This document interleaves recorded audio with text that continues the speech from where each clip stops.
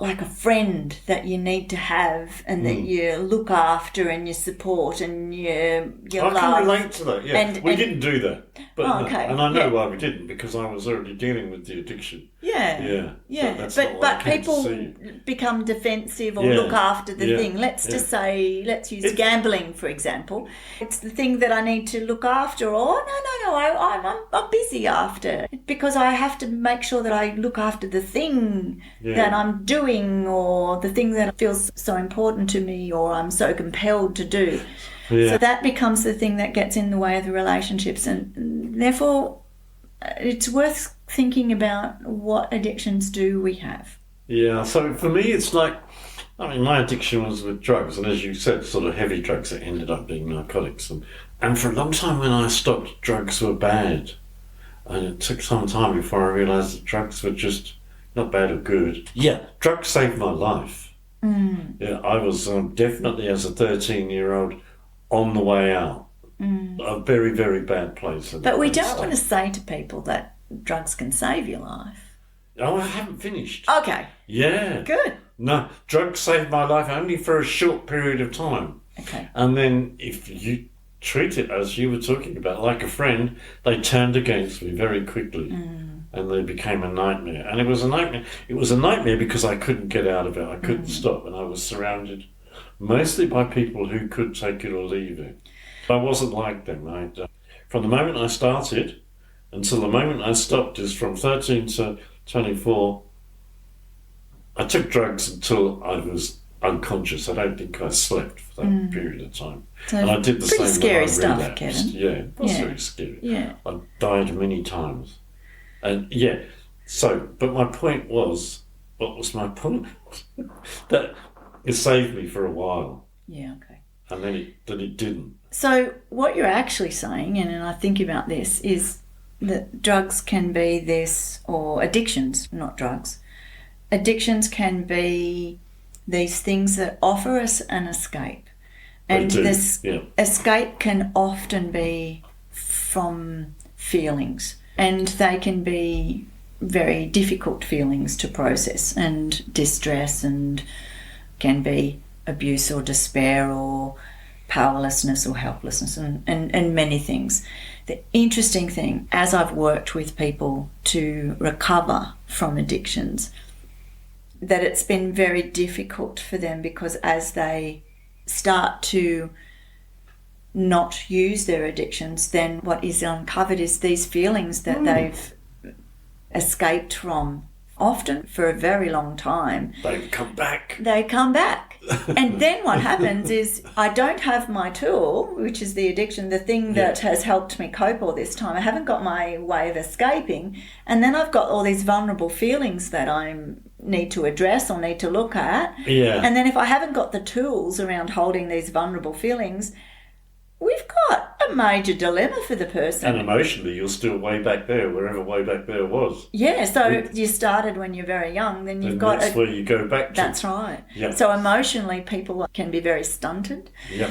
And if you're going to take something away, you've got to replace it with something. Yep. It's got to be replaced with something healthy or good, or and safe, loving connections. Yep. So I don't care what they are, safe, loving connections to beautiful places, or cuddles from a dog, or I looked at Asher then. Yeah. All of those things. And loving relationships and good connections and all of those sorts of things.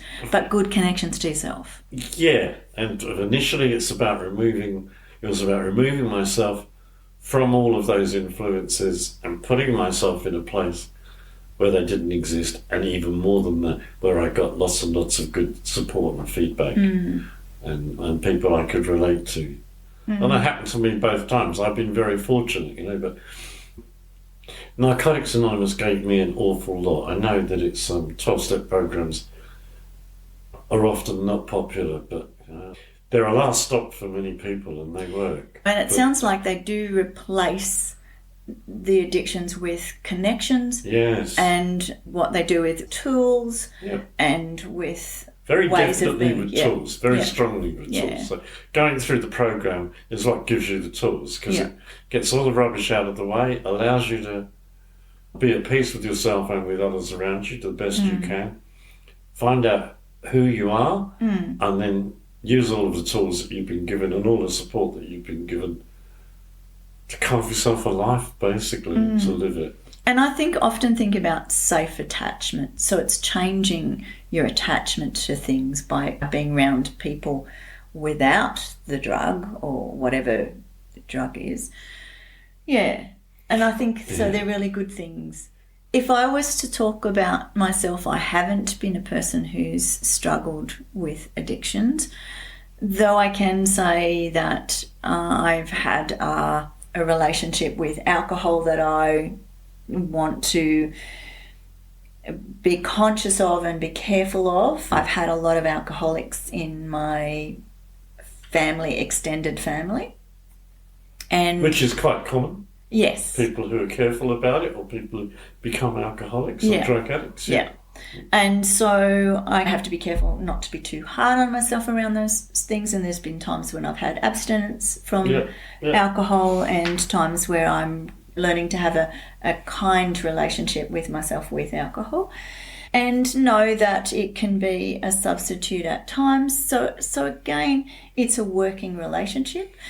But I also think in my earlier years, or known that I had bulimia, and so that's an addiction to a particular behaviour, that's to food that's not healthy, and so I needed to recover from that and learn to replace that behaviour. And I think some of the stuff that I worked with in my early days in training of counselling was really around that core understanding of myself, to help me make sense of myself and to replace some poor behaviour that I'd had trying to survive my growing years as well. Yep.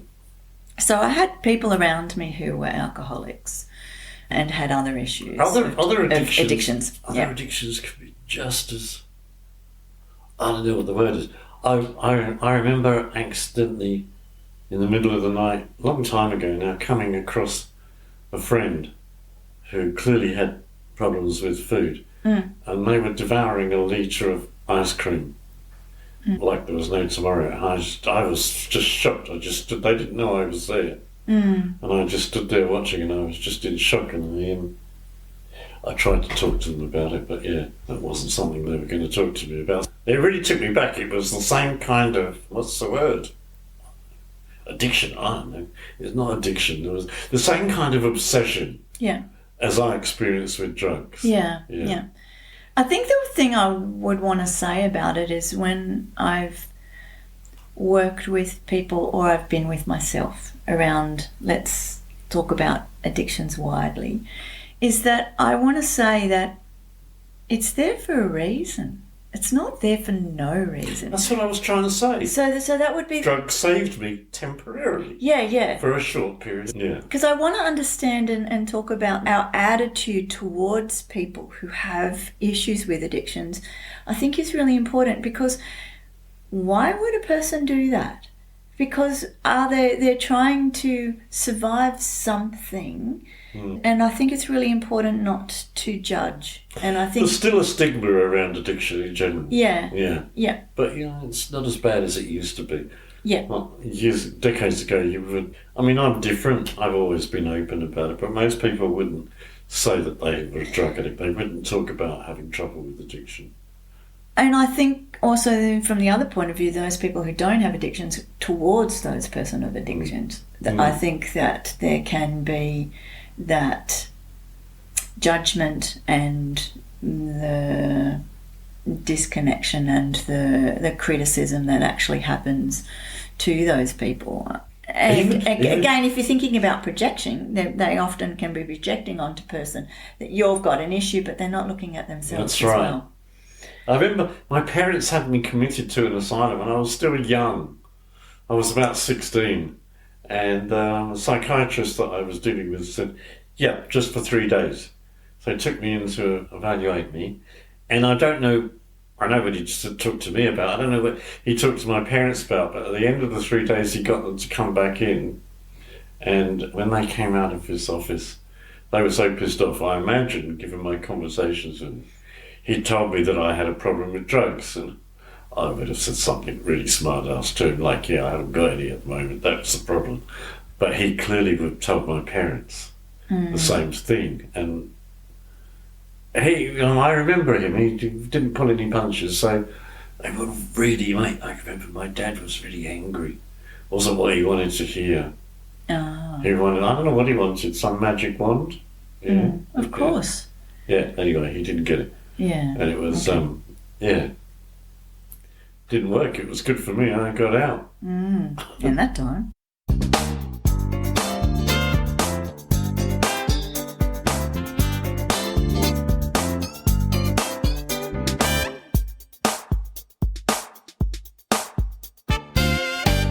The prime reason why I would understand addictions occur is because of disconnection. And so what happens is somebody's needing to replace or to pop in something to create a connection. So they made an experiment many years ago. You may have heard this one, Kevin. I think I've told you about it. They did some experiments with rats and heroin. And so what they did is... Yeah, and so the original research that they did, or experiments that they did, was with these rats. And some rats, they offered them heroin, and some rats, they did not. And then they watched over time that when the rats were offered heroin, that they would become addicted. And so their conclusions were based on that. And then they realised many years later that the experiments were faulty. So what they ended up doing was offering heroin to rats, but they'd put them in a cage. They made sure that they had other rats there, so that they had mates. They made sure that they had things to do for them. So whether they had things for the rats to play with, they made sure they were well fed, and also that they were given water. So they were given all these things, and their environment was supportive, and it had all the resources and everything, and then they offered them heroin. And what happens with the rats is they would taste it, they would check it out, but they didn't want it because they would go back to their environment. And if they had all the things in their environment that supported them and made them well, they didn't need it and they didn't go to it. How amazing. I hadn't heard that before. And it's all about being disconnected. When people are deprived of those loving, safe connections, of good food and clothing and shelter, they're the basic things, but even beyond that, safe touch and valued discussions and valued experiences and all of those things, and being appreciated and being loved, and all those what we would see as basic things but aren't always in people's lives. Again, we can be tricked by the glossy pictures or the thing that people present on the outside, but inside those worlds people can be very deprived. And so I don't want to judge people around addictions. I don't want to judge myself if I struggle in areas. I want to know and be kind, but I also want to keep coming back. Where am I disconnected? How do I need to be connected to myself? And what are the safe ways I can work through it? I guess that's the way I see it. Would you add? You're 100% right as far as I'm concerned. The opposite of addiction is connection. Absolutely. The opposite of addiction is not being addicted, it's actually connection. Yeah. There's some tough stuff to be done if people want to stop their addictions, though. Yeah. And it's not an easy road, but it's a healthy and it's a good road. If you can get through it. My Don't do it alone. Don't do it alone. Yes, that's what I was going to say. You can't do it alone. Nah. Yeah. You need help and you need support. And maybe you'll need support for the rest of your life. I don't know how it's going to be for other people. You need whatever you need. Yeah. I know that there's been a lot of connections with people in rural areas around alcohol. I know that there's been a lot of people connecting around older women who've been wine drinkers, or that's part of their lifestyle and something they laugh about, but have noticed that that's become part of their crutch around survival in life. So there are groups and connections that people can make if they want to make some different choices, improving their health or their addictions. Yeah.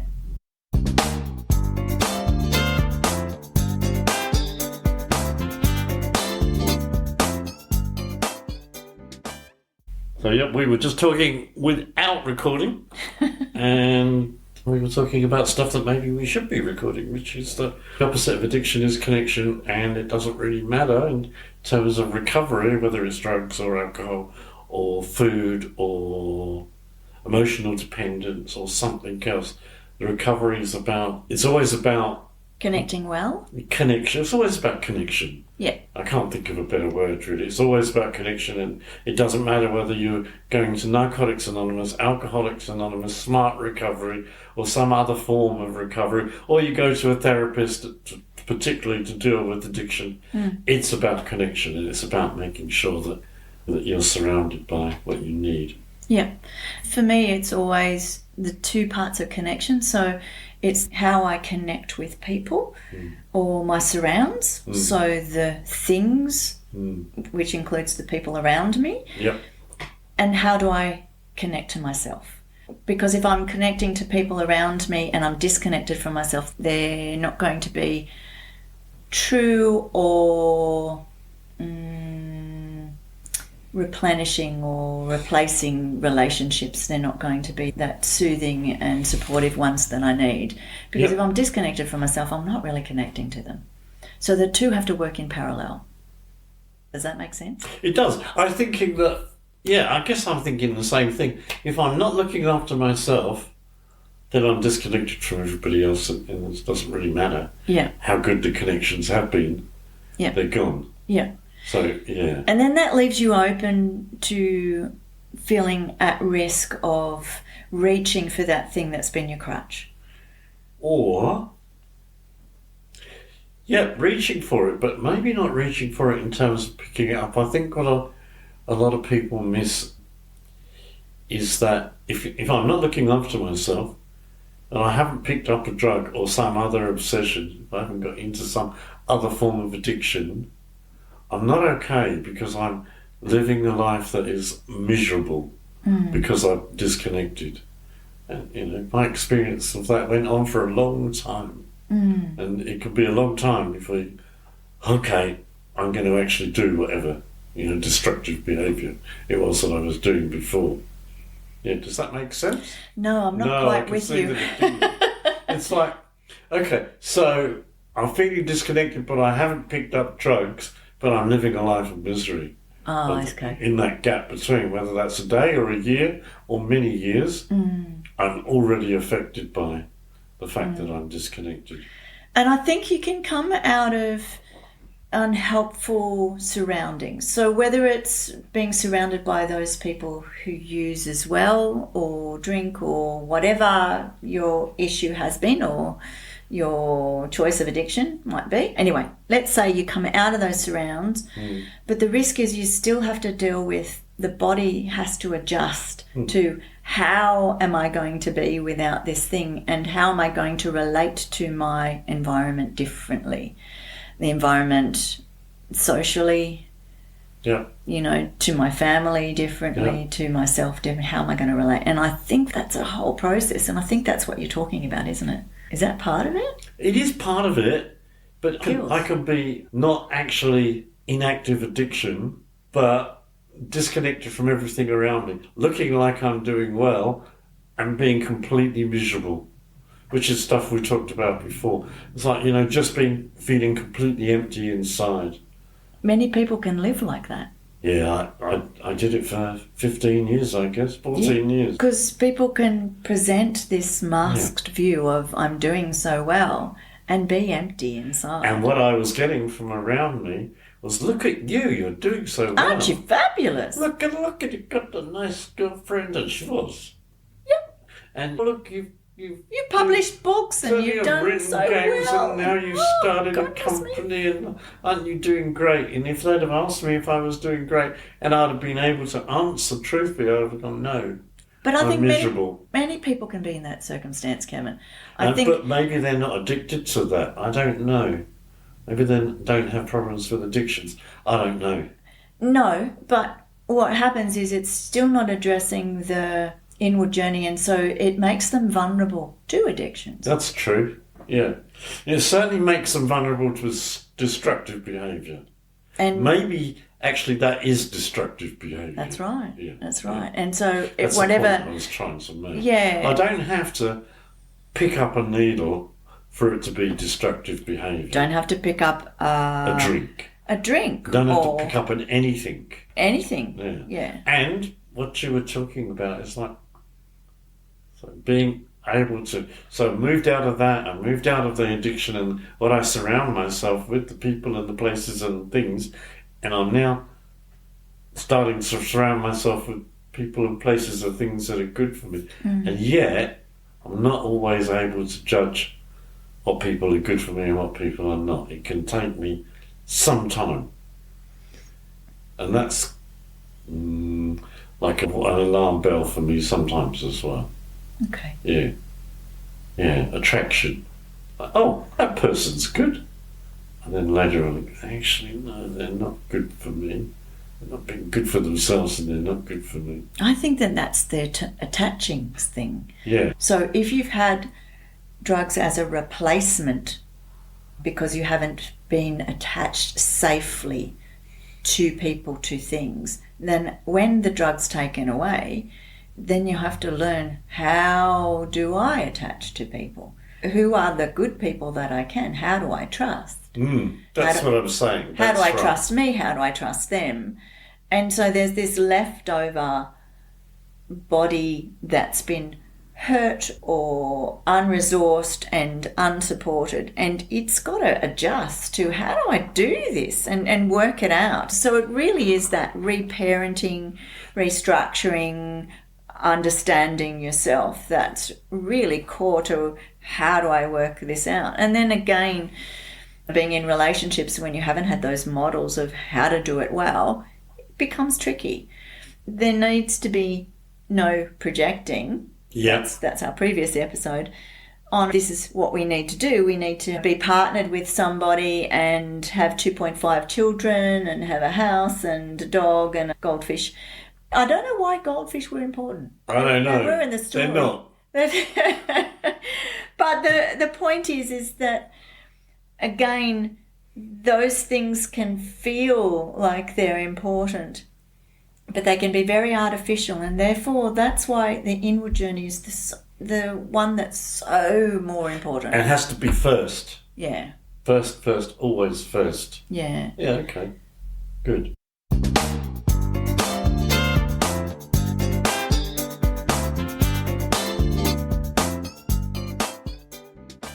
So, are you happy with your addictions? That wasn't the question. Wasn't it? Sounds like it. Well, it's more, are your addictions ruining your life? Well, I guess it's the same question, isn't it? No. Anyway, yours is better. Why isn't it the same? Yeah. Well, are you happy with your addictions? No. So, are you happy that you're on drugs? Yeah. I guess that's where you went. Yeah. So, don't take drugs then. Just don't take them. That's a lot of help, isn't it? If somebody said that to me, I'm sure they did, I'd have punched them on the nose. Yeah, so maybe that's No, not I going to wouldn't. work. I'd have told them to bugger off. Same sort of concept. Yeah, same sort of thing. I guess what I wanted to ask the listeners out there is what they are doing, regardless of what it is really, and often it'll be behaviours that are addictions, and varied behaviours, but what is what you're doing ruining your life? Or is it ruining your relationships? Is it getting in the way of your relationships? And some people, I imagine, would say, Oh, no, nobody else has to bother. It's just my issue. It's That's my not thing. true. Why wouldn't it be true? Because it affects everybody. It's like throwing a pebble in the pond. The ripples just go on beyond your sight. Yeah. I knew you'd have some insight around that. Yeah. I like that. Everybody, and sometimes it's really, always it's quite destructive. Yeah. So it's that thing that gets in between. So maybe the question is starting to think about yourself around, are there things that I'm doing that are not good for me and therefore not good for others? Yeah. So Correct. And also, if it is affecting you, it's absolutely affecting other people. Yeah. One way or another. Just think of the money you save too. In fact, you could stop doing all of the addictive things and send me the money. Why did you go with money? Because some addictions haven't got issues around money. No, but I was thinking about it. Okay, good. So, yeah. Yeah, it's a good piece of advice That's anyway. great. Yeah, no, it's not really. giving you the money. Yeah, no. that bit is. Oh, it's a bit odd. Oh, okay. It's a bit different. All right. Actually, it's a thought, people. Let's put it like that. What, to give me the money? It's a thought. Yeah. Maybe not a great thought, not a good thought, not a constructive thought. But anyway, I digress. It's not going to help. I guess the other thing I really wanted to say is if you're one of those people that are sitting in denial and other people are saying, you've got a problem with then think about it. Things about that in 12-step programs. Denial. Don't even know I am lying. Or denial is not another river.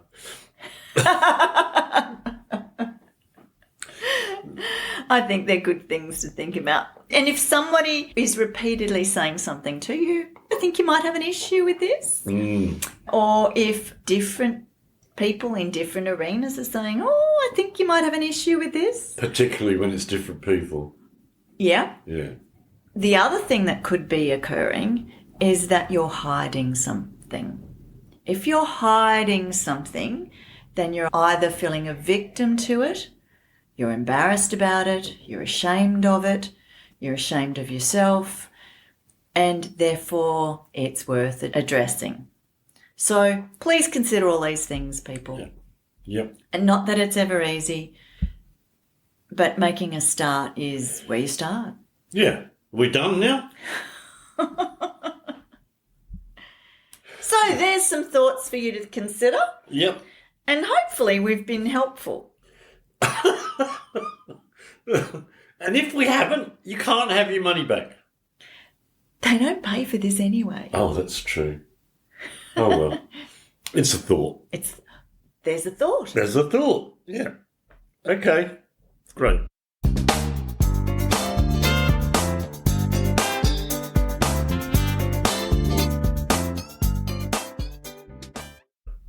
We haven't summed up everything around addictions. We can't.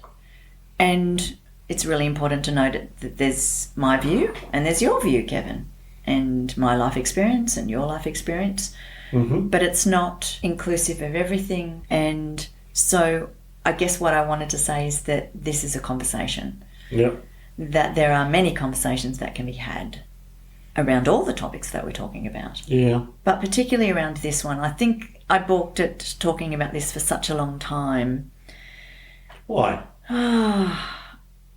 Because it's such an important topic, and again, addictions are so wide, and you're beautifully open about your past, and I find it sometimes harder to be that open because I still have alive family members.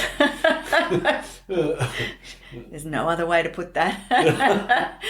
and I think it's really important again to be honest with ourselves and loving to those around us. And I don't want people out there, our listeners, to feel that we've projected on to you that you're at fault or you need to do anything differently now or you need to address something. So there's no judgment here. Mm-hmm. And it feels like an important topic but a hard topic, and we're just skimming at this We've only stage. touched them. surf it out. Yeah, pretty much. And for me, it's not so much about addiction, it's about recovery. I'll always be in recovery. But recovery has become life as well. Yeah. So there's not much of a distinction between them for me. Okay. Unless I'm, talking to somebody who's at the beginning of the journey. Yeah. And then I go back so that I can relate to them. Yeah. So I can perhaps guide them, or at least so I can listen to them. So they know somebody's listening. The only other thing I would say is you can't do it for somebody else. No. It's like, well, you can't save anyone. No. It doesn't change. It doesn't But work like that. knowing that you're talking to somebody else that's been on that journey and is maybe not in the same place as you are, but can relate to you, is an awful big help. They're not saving you, but they understand. Yeah. There's lots of organisations out there. I hope you go and seek out some support. People. There's loads. Yeah, there's loads. And I hope you found this a touch insightful, if not entertaining. Yeah. And we'll look forward to chatting with you next time. Yeah, it was good. Yeah. Thanks. Thanks, everyone. Bye.